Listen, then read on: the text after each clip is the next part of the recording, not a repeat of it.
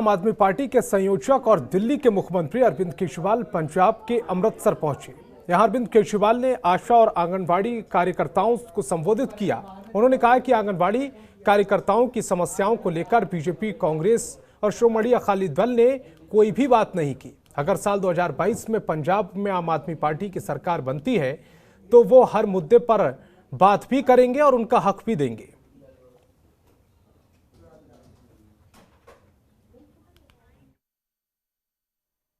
और नेट लगभग हर आशा वर्कर 8,000 से 12,000 रुपए हर महीने अपने घर लेके जाती है। उसी तरह से हम लोगों ने आंगनवाड़ी वर्कर्स को जितना मिलता था उसका हम लोगों ने डबल कर दिया। अभी आपके दोनों की मैंने डिमांड सुनी, जो आशा वर्कर्स हैं उनकी भी डिमांड सुनी कि हरियाणा मॉडल लागू होना चाहिए। आपको हरियाणा मॉडल पसंद है तो आपको हरियाणा मॉडल ही देंगे, चिंता मत करो। और आंगनवाड़ी वर्कर्स की भी हमने डिमांड सुनी।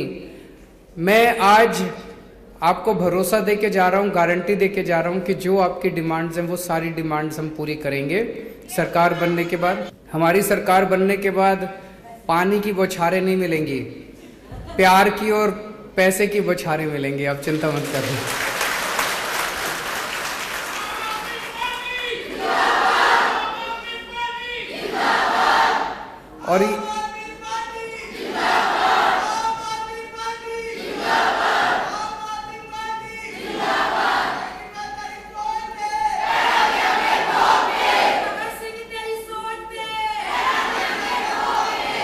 और ये अभी आपने जो डिमांड रखी हैं ये हम मानेंगे, लागू करेंगे। लेकिन आज मैं ये कोई इतनी छोटी बात करने नहीं आया। आज मैं आप लोगों के साथ एक परमानेंट रिश्ता बनाने आया हूँ, आपका भाई बनने के लिए आया हूँ। वैसे आपकी डिमांड पूरी करने के पहले ही मैंने आपके परिवार की इनकम की बढ़ोतरी का इलाज कर दिया। हजार रुपए अगर हर महिला के अकाउंट में जाने शुरू हो जाएंगे, मैं समझता हूं कि हर परिवार में 3-4 हजार रुपए तो एक्स्ट्रा आमदनी शुरू हो जाएगी, है कि नहीं है? जब से मैंने ऐलान करा है, ये इतनी गालियां काट रहे हैं मेरे को, ये कांग्रेस वाले, अकाली दल वाले इतनी गालियां दे रहे हैं, इतनी गालियां दे रहे हैं। एक इनका कांग्रेस का नेता बोला कि हजार रुपए दोगे तो महिलाएं बिगड़ जाएंगी। दिल्ली में हमने पानी मुफ्त कर दिया, महिलाओं का बस का सफर मुफ्त कर दिया, स्कूल बहुत अच्छे कर दिए, सरकारी स्कूल, सारी शिक्षा फ्री है। आज के जमाने में एक परिवार में अगर 3 बच्चे हों और प्राइवेट स्कूल में अगर आप भेजो तो 8-10 हजार रुपए महीने का खर्चा तो 3 बच्चों का आ जाता है। अगर सरकारी स्कूल फ्री हो गए और सारा फ्री है, सरकारी स्कूल अच्छे हो गए तो 10,000 रुपए महीना आपका स्कूलों का बच गया।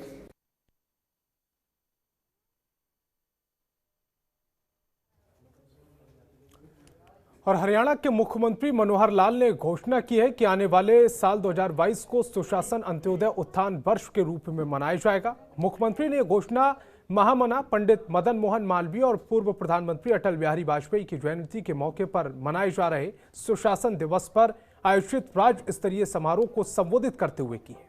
मुख्यमंत्री ने अपने संबोधन के दौरान घोषणा करते हुए कहा कि दिव्यांगजन जो बोल या सुन नहीं पाते उनके लिए डायल 112 को ही सुगम बनाया जाएगा।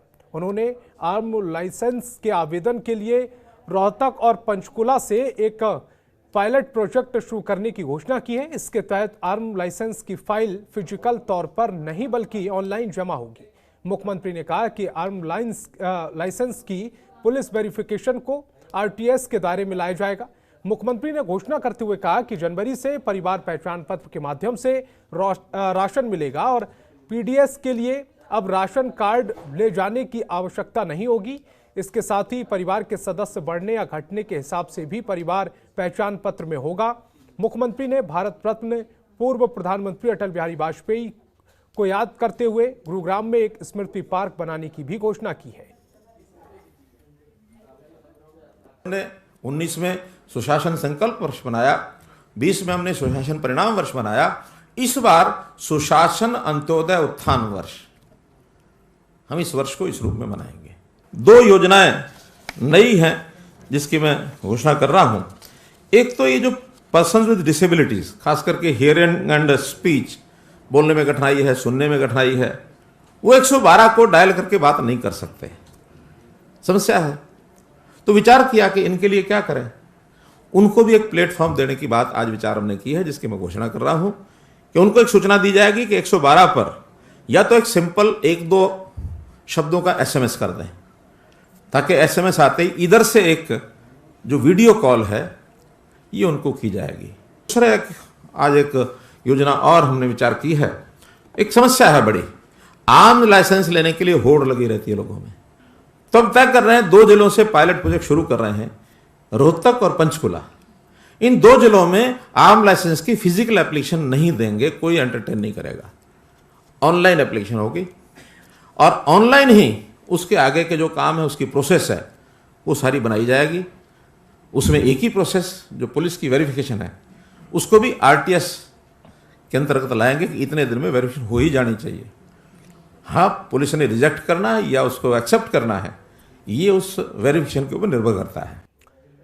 और हरियाणा के मुख्यमंत्री मनोहर लाल ने 35वां सूरजकुंड इंटरनेशनल क्राफ्ट मेला 2022 की तैयारियों के सिलसिले में अधिकारियों के साथ बैठक की। बैठक के दौरान अधिकारियों को निर्देश दिए कि इस बार अमृत महोत्सव के मौके पर फरीदाबाद जिले के सूरजकुंड में आयोजित किए जाने वाले 35वें सूरजकुंड इंटरनेशनल क्राफ्ट मेला 2022 भव्य और नए रूप में मनाया जाना चाहिए। ये मेला आने वाली 4 फरवरी से 20 फरवरी 2022 तक लगाया जाएगा, जिसमें यूनाइटेड किंगडम, पार्टनर कंट्री और जम्मू एवं कश्मीर थीम्स स्टेट के तौर पर हिस्सेदारी करेंगे। मुख्यमंत्री ने कोविड-19 के संक्रमण को ध्यान में रखते हुए इस मेले की तैयारी जारी रखने की सलाह दी है।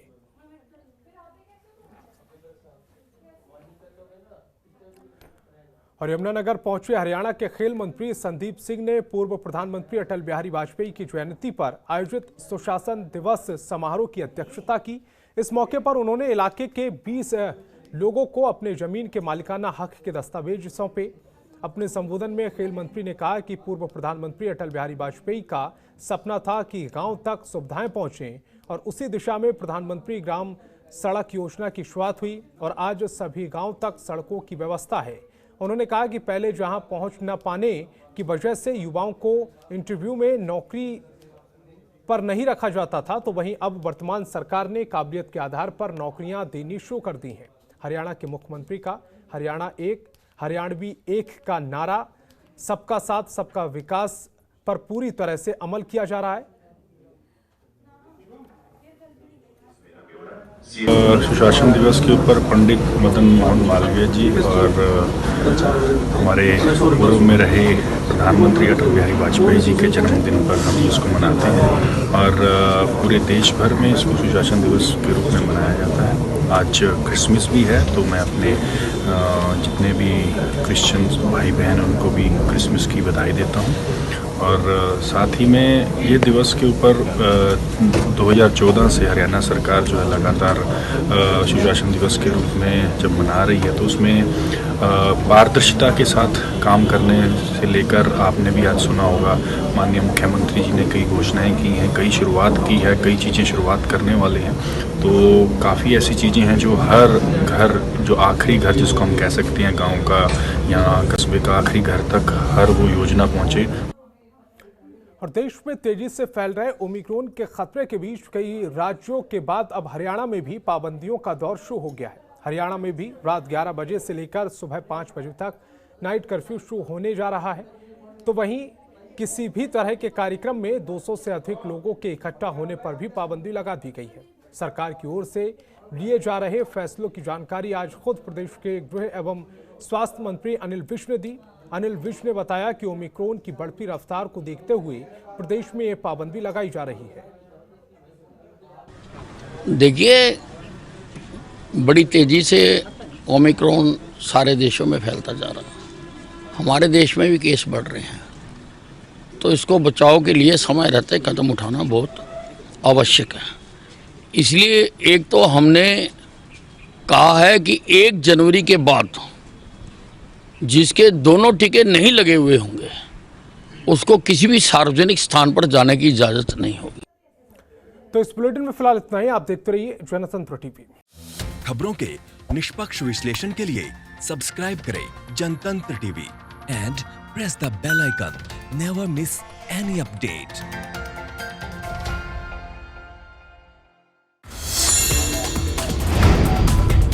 Download the Janatantra TV app, available on Google Play and App Store. Download it now.